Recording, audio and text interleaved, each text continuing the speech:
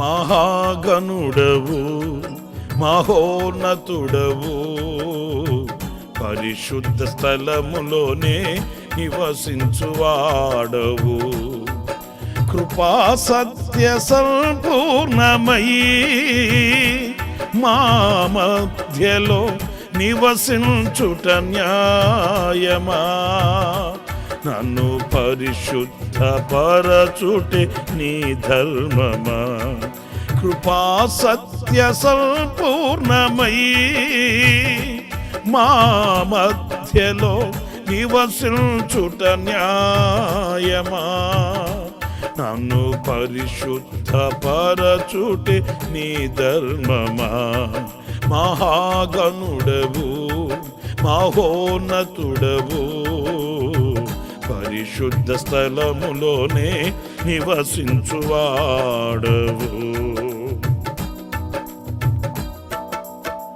వినయము గల వారిని తగిన సమయములో హెచ్చించువాడవని, వినయము గల వారిని తగిన సమయములో హెచ్చించువాడవని,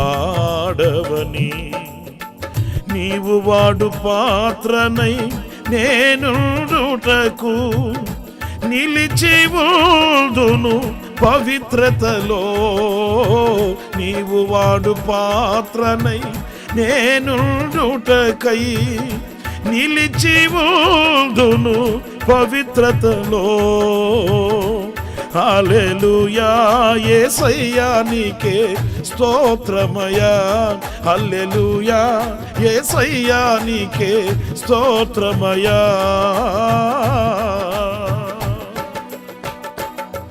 మహాగణుడవు మహోన్నతుడవు, పరిశుద్ధ స్థలములోనే నివసించువాడవు.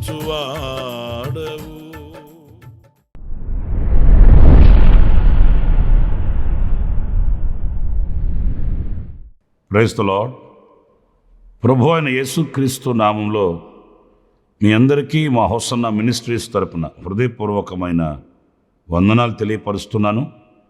ప్రభు మిమ్మల్ని దీవించి ఆశీర్వదించునుగాక. ఈ దినమంతయు విశేషమైన కృపణ దేవుడు మీకు ప్రసాదించునుగాక. ప్రియులారా, పరిశుద్ధ గ్రంథంలో ఈ రోజున భక్తుడైన యాకోబు రాసిన పత్రిక 4వ అధ్యాయం 10వ వాక్యాన్ని నేను చదువుతాను.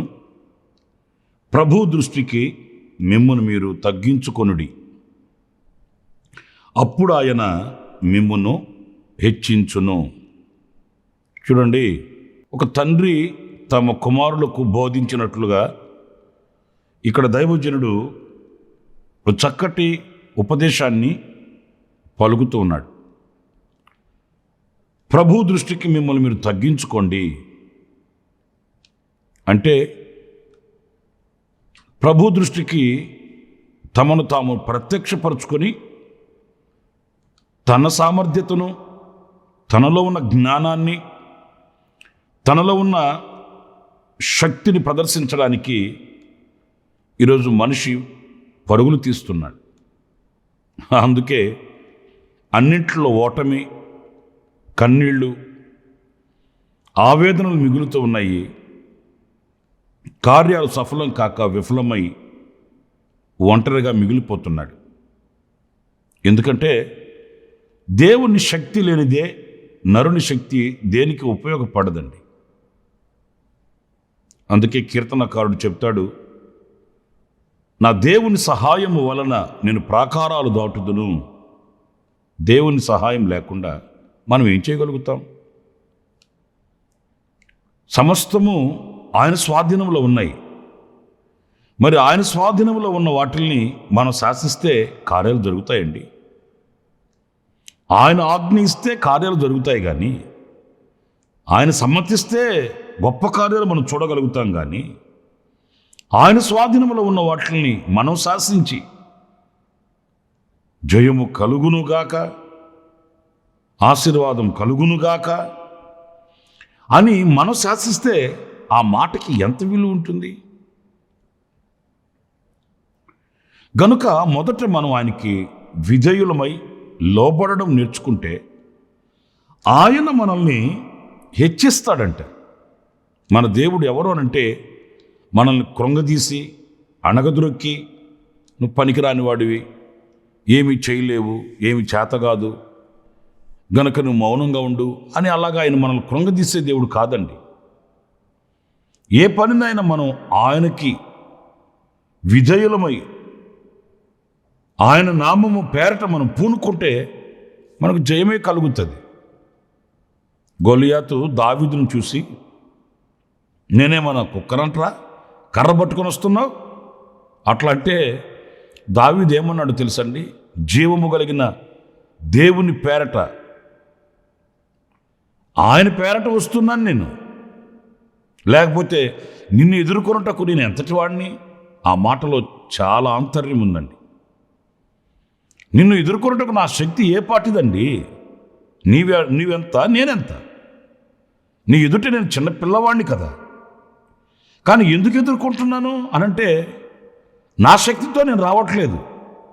నేను జీవము కలిగిన దేవుని పేరట, యెహోవా పేరట నేను వస్తున్నాను అని ఆయన నామము పేరట వెళ్ళాడు. అంతేగాని నా వీరత్వం చూడు, నా శూరత్వం చూడు, నా శక్తి చూడు, నా బలాన్ని చూడు,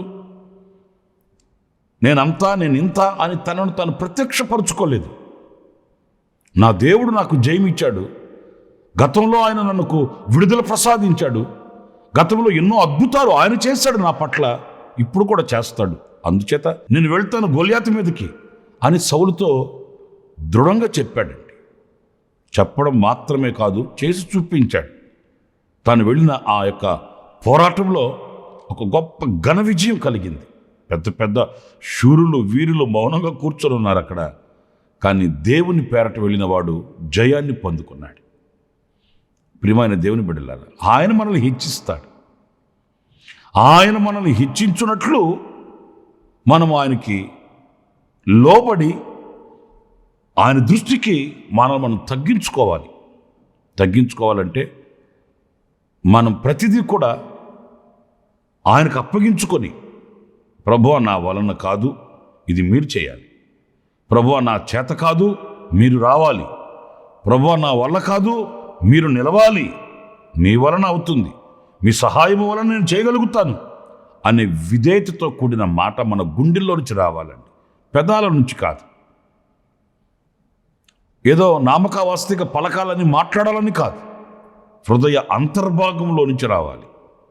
నేను రిక్తుడను, నేను చచ్చిన కుక్క వంటి వాడను కదా, మిన్నల్లి వంటి వాడను. ఎవరి నోట వచ్చే ఈ మాటలు? శూరుని నోట వచ్చేయండి. సింహాన్ని చీల్చగలిగిన, ఎలుగుబంటిని చీల్చగలిగిన, గొలియాతుని చంపగలిగిన, ఫిలిస్తీన్లను తరిమి తరిమి కొట్టిన దావీదున్నాడే, అతని నోట వచ్చిన మాటలు ఇవి. చచ్చిన కుక్క వంటి వాడను, మిన్నల్లి వంటి వాడను, అల్పుడను. ఎందుకంటే అవి ఏవి నా శక్తి వలన జరిగినవి కావు, నా దేవుడు నా వలన జరిగించాయి అన్న మాట, ఆ భావన ఆయన అంతరంగంలో ఉంది.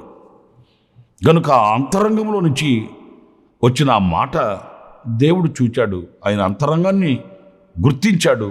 దేవుడు గొప్ప కార్యంలో తన ద్వారా చేయించి దావీదుని హెచ్చించిన అనుభవాల్ని మన పరిశుద్ధ గ్రంథంలో చూస్తాం. మరి ఈ రోజున ఏ విషయాల్లో, ఏ పరిస్థితుల్లోనైనా మనం ఆయన ఎదుట, ఆయన దృష్టికి మనల్ని మనం తగ్గించుకుంటున్నామా, హెచ్చించుకుంటున్నామా అనేది ఒక ప్రశ్న. అయితే మనల్ని మనం ఆయన దృష్టికి తగ్గించుకున్న వారమే అయితే, చూడండి దినవృత్తాంతాల 2వ గ్రంథం 7వ అధ్యాయం 14వ వాక్యంలో మనం చదివితే అక్కడ ఏముందంటే, నా పేరు పెట్టబడిన నా జనులు తమ్మును తాము తగ్గించుకొని ప్రార్థన చేసి నన్ను వెదకి తమ చెడు మార్గమును విడిచిన ఎడల ఆకాశము నుండి నేను వారి ప్రార్థనను విని వారి పాపములు క్షమించి వారి దేశమును స్వస్థపరచుదును. ఎన్ని ఆశీర్వాదకరమైన అనుభవాలు చూడండి. మనం చేయవలసింది ఒక్కటే, చిన్న కార్యం, మనల్ని మనం తగ్గించుకొని ప్రార్థన చేస్తే చాలు. మనం ఆ కొంచెంలో గనక నమ్మకస్తులమై విధేయులమై మనల్ని మనం తగ్గించుకొని ఆయన సన్నిధిలో మొరపెట్టగలిగితే ఆయన ఆకాశం నుండి మన ప్రార్థన ఆలకించి ఒకటి మన పాపములు క్షమిస్తాడట, మన దేశమును స్వస్థపరుస్తాడట. దేశాన్ని స్వస్థపరచడం అని అంటే దేశంలో నెమ్మది ఉంటుంది, ప్రజలు సుభిక్షతో బ్రతకగలుగుతారు, శాంతి సమాధానాలతో నిలవగలుగుతారు.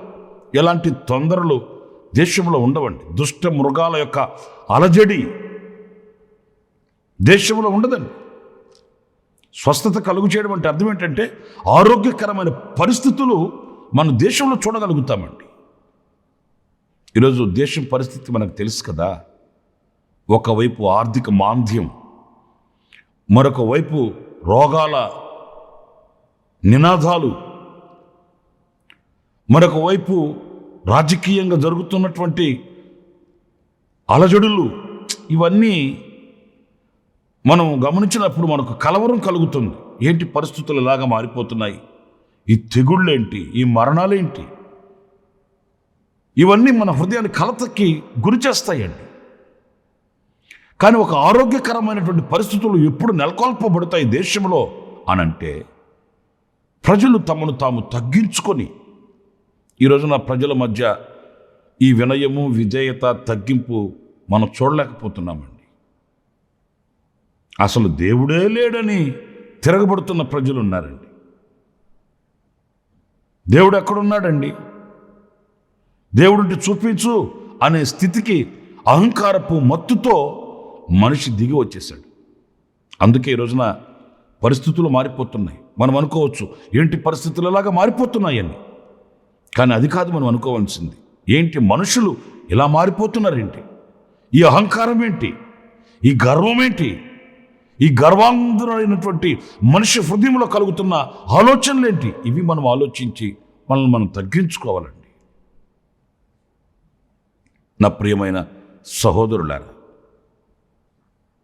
ఎప్పుడైతే ఆ విప్లవాత్మకమైన మార్పు మనలో కలుగుతుందో అప్పుడే మనమైనా మన దేశమైనా ఆరోగ్యంగా సుభిక్షతో బ్రతకగలుగుతాము, సంతోషంగా ఉండగలుగుతామండి. మన పాపములు క్షమించబడతాయట, మన అపరాధములు తుడిచివేయబడతాయట, మనం ఆయన సన్నిధిలో నిలిచి అనర్గళంగా ఆయనకు మొరపెట్టుకునే ధన్యత, యోగ్యత మనకు కలుగుతుందట. ఈరోజు మనం ఒక్క మాట ధైర్యంగా ఆయన దగ్గరికి వెళ్ళి మనం ఆయనతో మాట్లాడుకునే యోగ్యత మనకు ఉందండి. మన పాపములు ఆయనకి మనకు మధ్య అడ్డుబండగా నిలిచిపోయాయి. మన అతిక్రమములు మనల్ని వెనక్కి లాగుతున్నాయి, మన దోషములు మనల్ని అడగదొరుకుతున్నాయి. తలెత్తి ఆయన వైపు చూడలేక, గళమెత్తి ఆయనను పిలవలేక, ఈ రోజున గుడ్డి వాళ్ళ వలె, చెవిటి వాళ్ళ వలె, మూగ వాళ్ళ వలె జీవశ్చవంగా బ్రతుకుతున్న పరిస్థితులు వాస్తవం కాదంటారా? ఎవరో సహాయాన్ని వేడుకుంటున్నాం, మాకు ప్రార్థన చేయండి అని కొందరిని, మా విషయం కొంచెం ఆలోచించి చెప్పండి అని మరికొందరిని, ఇలాగా మరొకరి మీద ఆధారపడడం, వాళ్ళ సహాయాన్ని కోరుకోవడం అలవాటైపోయింది. కానీ నాకై నేను ఎందుకు ఆయన దగ్గరికి వెళ్ళలేకపోతున్నాను, నాకై నేను ఎందుకు ఆయనకి మొరపెట్టుకోలేకపోతున్నాను, ఆయన ముఖాన్ని ఎందుకు చూడలేకపోతున్నాను, ఆయనతో ఎందుకు మాట్లాడలేకపోతున్నాను అనే చలనం మనకు కలగట్లేదు. ఎందుకంటే మనకు ఆయనకు మధ్య ఒక అగాధం, అదే మన అతిక్రమం. ఆ అగాధం ఉన్నందువలన ఆయనకి మనకు ఎడబాటు కలుగుతూ ఉంటుంది. కానీ ఈ ఎడబాటు ఎప్పుడు తొలుగుతుంది అనంటే మన మీద బలులు, అర్పణలు అవి అర్పించవలసిన అవసరం ఏం లేదు. కానీ మొదట మన పాపములు క్షమించబడాలి, మన దోషములు తుడిచివేయబడాలి, అవి కడగబడాలి, తుడిచివేయబడాలి అని అనుకుంటే మనల్ని మనం తగ్గించుకొని ప్రార్థన చేస్తే చాలు. ఆయన మరొకటి ఏమీ కోరట్లేదు, ఏది ఆశించట్లేదు. నిలువు దోపుడు నాకు అర్పించండి అని కోరట్లేదు ఆయన, లేక మీ ఆస్తిని నా పేరట రాసివ్వండి అని కోరట్లేదు. మీ పాపములు నేను క్షమిస్తాను, మీ దేశాన్ని నేను స్వస్థపరుస్తాను, నిర్భయముగా మీ దేశంలో మీరు నివసించవచ్చు, ఎలాంటి కలవరాలు మీకు ఉండవు. కొంచెం తగ్గించుకొని మీ శక్తి ఏంటో మీరు గుర్తించుకొని నా సన్నిధికి రండి అని ఆయన ప్రభు పిలుస్తున్నాడు. కనుక ఆయన సన్నిధికి మనం వెళ్ళి మనం విధేయం అవ్వగలిగితే గొప్ప దీవెనలు, గొప్ప ఆశీర్వాదములు మనం పొందుకోగలుగుతామండి. ఇంకొక మాట కూడా నేను మీకు జ్ఞాపకం చేస్తాను. అది మత్తయి సువార్త 18వ అధ్యాయం 4వ వాక్యాన్ని మనం చదివితే, ఈ బిడ్డ వలె తన్ను తాను తగ్గించుకుని వాడెవడో వాడే పరలోక రాజ్యములో గొప్పవాడు. చూసారండి, తనను తాను తగ్గించుకుని వాడంట పరలోక రాజ్యంలో గొప్పవాడవుతాడంటండి. ఎంత గొప్ప ఆశ్చర్యకరమైన మాట చూడండి. మనం తగ్గించుకునేది కొంచెం, అది మన మేలు కొరకు, మన క్షేమం కొరకు, మన దీవెన కొరకు, మన ఆశీర్వాదం కొరకు. అది కూడాను కాస్త గనక మనం తగ్గించుకుంటే